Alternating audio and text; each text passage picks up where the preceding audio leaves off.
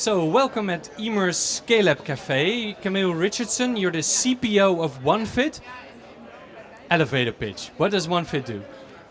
We have a one membership where you can work out at all of the locations in your city, going from fitness to yoga studios, bootcamp, CrossFit, swimming, golf, tennis, whatever, for one single price. In Amsterdam, this is like €59. And you can use the app who gives you access to the location, and you can book any class within the app. That's pretty much what we do, and also connecting people with each other to work out together. Okay, so there's also social functionality. Yeah. So at Silicon Canals, we called it the Netflix for the gym. Yeah. Do you like that pitch, or is that? Well, I hear that a ton of times, so I understand why people say that. And I think yes, definitely is all you can eat sport, pretty much, right? Like all you can eat movies. Mm-hmm. So I see definitely the comparison there. But what we try to do in the future is also like add more value than just work out. So also like really helping people how to commit to working out for longer term. That's our goal and that's our mission. Gamifying it? Yeah, definitely gamifying it will be part of it, but not the only thing.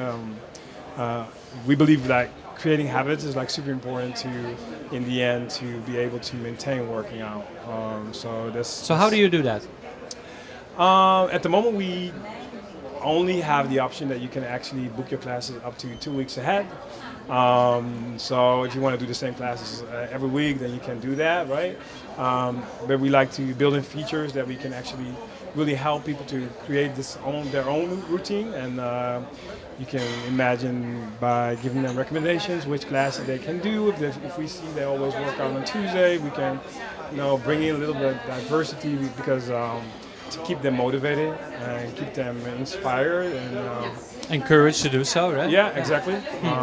Because a lot of times you see that in the beginning it's like super cool to get better at something, and at a certain point. Same here, yeah. Right.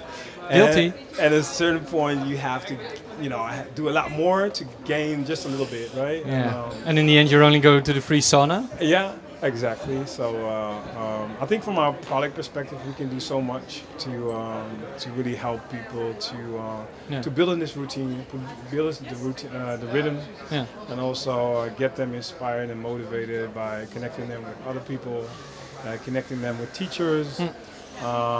Showing them great videos. So you're also the Tinder for gyms, or? Yeah, I mean that's also something we see a lot, that people actually go into our app and watch who else is going to a class. Mm-hmm. We don't do anything with that so far. But connecting people is always a good idea if you're a startup, right? There's money to be made from that. Yeah. Exactly. Yeah. So if you look at, what are the steps that you're going to take? In which cities are you live, and are you planning to go abroad soon? Yeah.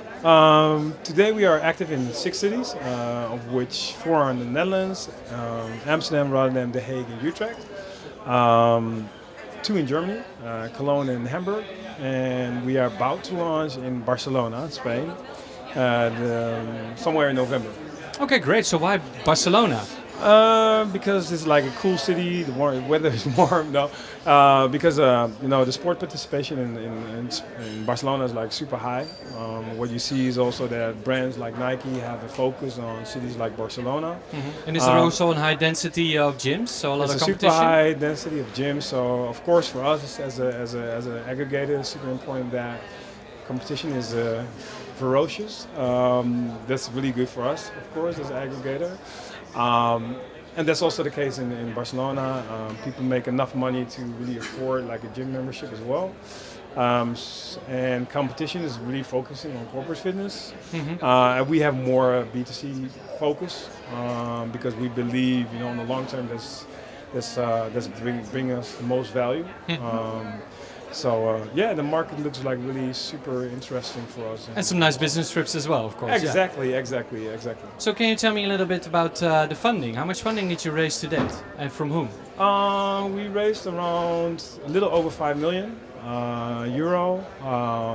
The first investor, our seed investor, was P Capital. Okay, wow. Yeah, really great investors. Helped us a lot, going to the next stage. We raised around like 4 million, a little over 4 million last April with Incaf Capital, and also Peak participated in that round. So yeah, this comes down to a little over 5 million. So there's a lot of trust from Dutch investors. How did you get them on board? How did you what kind of vision were you giving them that they were willing to pour in so much money for? I mean, relatively a lot of money for. Yeah, first of all, of course, our growth numbers were like super impressive. So I see here 10 million in revenue in 2018. Yeah. So I think that's always what's really convincing for an investor, right? But secondly, I think it makes we are able to replicate, right, what we've been doing in Amsterdam in other cities, which gives a lot of trust from the investors, so that we can do it in other cities, and that we can roll out successfully also in other countries. Yeah, I think that gave our investor a lot of comfort to this transaction. So what a Dutch investor always is looking for is, can you diversify for your portfolio? And can you look for other business models? Is that something you're looking for as well?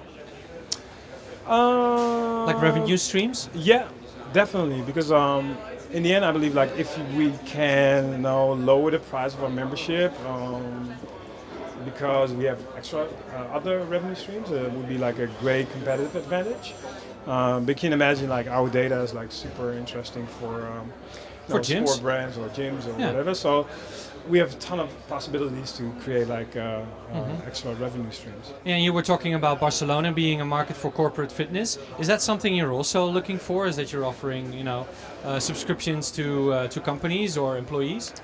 Yeah, it's funny that you say that, because it's not really a focus point of what we do, but we already have a ton of deals with companies who come to us and say, hey, I would like to give my employees like an extra benefit, right? Yeah, a sports membership. So we already do that with Reef Transfer. We have Scotch and Soda as a new customer coming in. I think some cool brands there, yeah. Some really cool brands. So now we figured that it makes sense to have some people on the ground, like really proactively talking to inside companies. Sales, just Exactly. B2B kind of company. Yeah. So is that different for you? Because of course, in the fitness industry, you're a consumer brand, so that's also always a little bit more hip, sexy. Yeah. This is a kind of different company that you're building inside your own. How does that work? We always had the strategy that if we build like a super cool consumer brand, then the consumers work somewhere, right? And they will talk to the employers and they will come to us instead of like talk to go directly to the employers with a less cooler brand. So that was always our approach and still is. So we really tried to build this cool, consumer brand, and from that perspective, also start talking to companies instead of the other way around. So everybody can see he's a little bit taller than me. So, and the first thing that I asked, okay, were you a basketball player? Yeah. And that question was full-heartedly yes. You were even in the Dutch national team. Yeah. So does that help your sports background, that professional athlete background into a company? What does it bring you as a founder? I think it definitely helps. In the beginning, you have to be super persistent, and especially the first 2.5 years were like super tough. Hard, and then you have to just keep on going, and I think that's something you definitely like a professional sports as well, right? Yeah. Ups and downs. Nothing comes for free, so we had to put in like a lot of blood and sweat and tears to get where we are, and still now today we still have to fight for every inch, which is great. I mean, it keeps me really motivated and drives me to the fullest. So, I think that's at least something I learned during my professional career in sports. Yeah. So if you look, there are also a lot of competitors, right? Does that motivate you extra? Can you name some of the competitors and how you're different? Yeah, definitely. So it definitely drives me. I also use that drive to drive the team that we're working with. It's super exciting because we want to win. We want to win the game. So, yeah, and I don't tell know them- if this is the basketball player Richardson or the startup founder Richardson. No, it's talking right definitely now. the basketball player. Also, like if I play ping pong with like one of my product managers, I hate losing, so I cannot lose. I'm so hyper competitive. Sometimes it's not fun for my colleagues to play with me. But anyways, I use that energy also, you know, as a founder. For good, yeah. And how are we different? We have definitely a product-focused company, so we do try to build the best product out there. I'm not saying we already have the best product, but I think we definitely going in the right direction. Yeah. It's a more American approach even, you know, so yeah. Yeah, so so that's I think that's where we make a difference, and especially in the future, moving forward, that's like where we focus our investing money on, is like creating the best product, and from there also be competition and be, I don't know, like 10 times better, right? As they are. So you're a professional athlete still in heart and mind. Where will you take the game next? I mean, where is the end game? Yeah, end game. I don't know. Like end game is for me is like quite far away. But like if you take it to like the end of 2020, we would like to be active in 10 European cities, international European cities. So we don't count like the Dutch cities, despite Amsterdam, and have around like 100,000 active members. So that's our goal on the short term. And after that, really make an impact and help people to integrate sports into their lives and solve a little bit of the retention problem in fitness, creating this great product. And I think we can do a lot there. Yeah. Well, you're halfway there, I guess. So okay. Yeah. All right. Okay. Yeah. Sure. Okay. Keep on going. So thank you for this interview. Thank you. Cheers.